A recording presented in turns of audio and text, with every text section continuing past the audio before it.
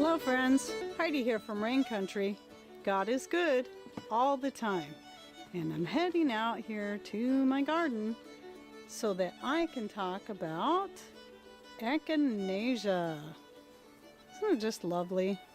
To start off with, the main reason I decided I wanted to grow Echinacea years ago was for its immune boosting properties and for helping with colds and flus.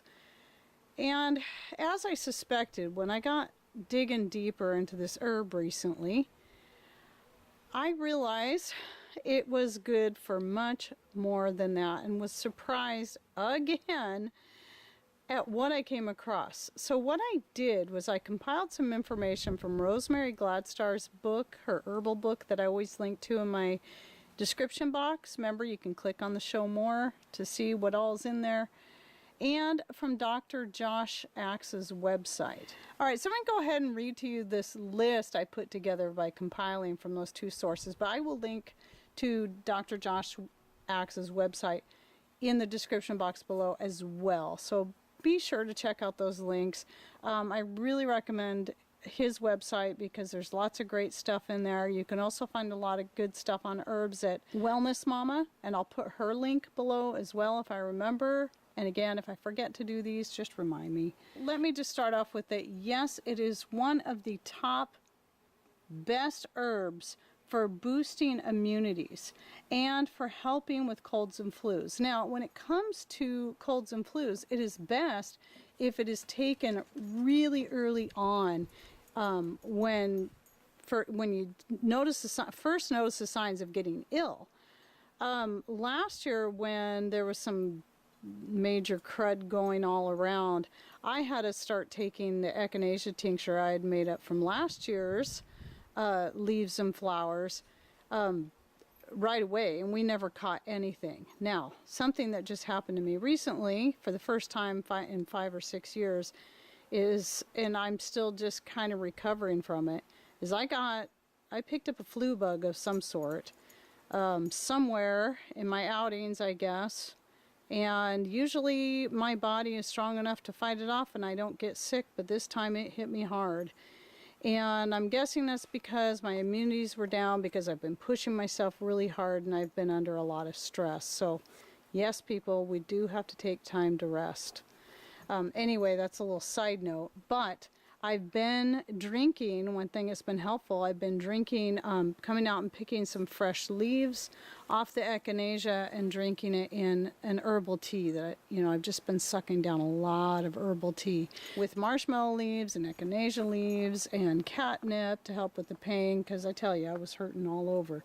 Well, here's something else that I found out in this information I gathered, and that is that Echinacea was most popular first as a pain reliever. So that surprised me. So I also had that working in my favor to help with the pain that I was having all over. So, and here's something to know. Some of you might think, well, then why grow feverfew and catnip if I can just grow Echinacea? Well, what you're going to find is that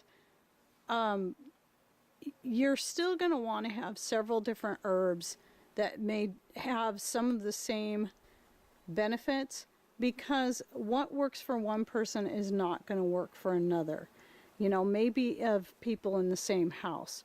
So having a variety of things, of herbs to work with, is really important. Echinacea is also a good anti-inflammatory, and it can be used to treat bug bites, eczema, psoriasis, snake bites, stings, and skin infections.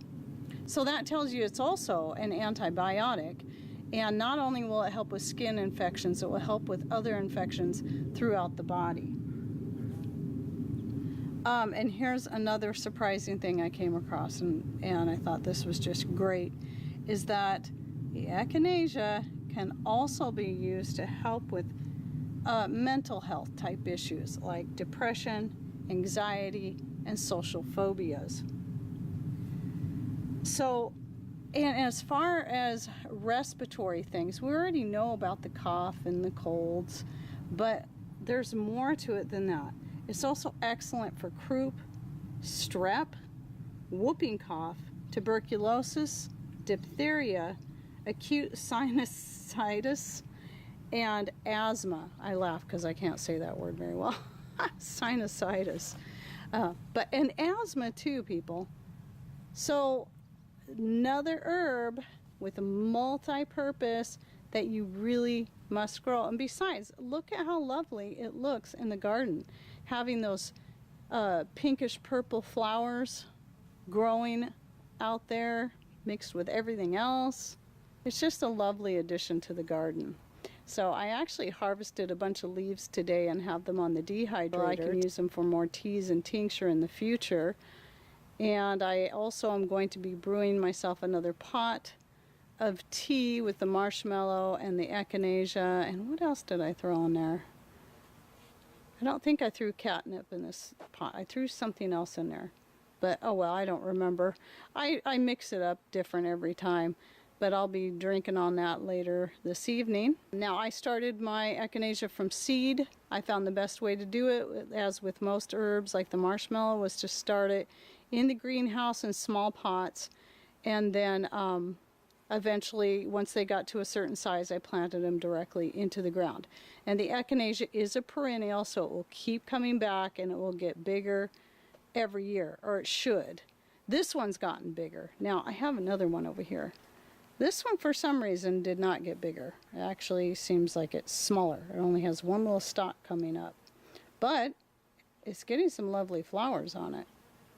I hope this video helps get you excited about growing herbs. I know it's late for this year, but to consider them for next year and all the many benefits they have to your garden and to yourself and even for your pets. Thanks for watching. Take care, and God bless.